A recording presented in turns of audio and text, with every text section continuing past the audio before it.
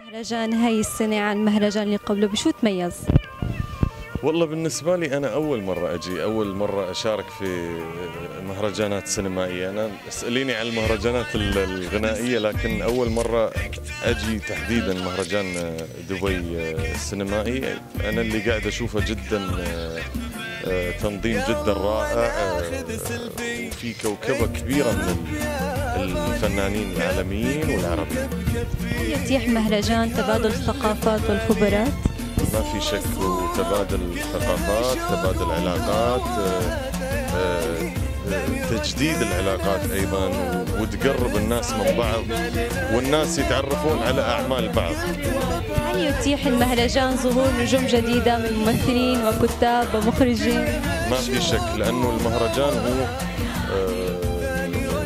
يقدم مواهب جديدة ويقدم كوادر جديدة وأعمال جديدة تأخذ فرصتها من خلال المهرجانات. احكينا شوي عن أعمالك، ممكن تتجه مجال التمثيل؟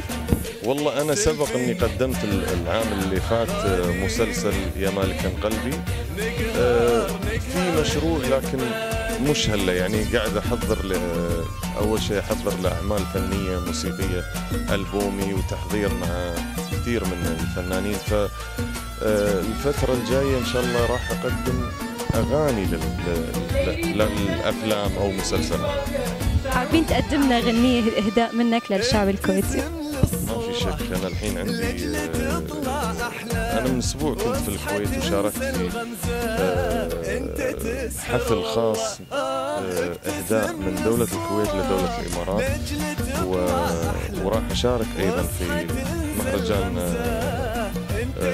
هلا فبراير إن شاء الله. غنية صغيرة منك نقول يلا ناخذ سيلفي، اقترب يا غالي، كفك انت بكفي، نقهر اللي في بالي. يلا ناخذ سيلفي، اقترب يا غالي، كفك انت بكفي، نقهر اللي في بالي. يلا ناخذ سيلفي.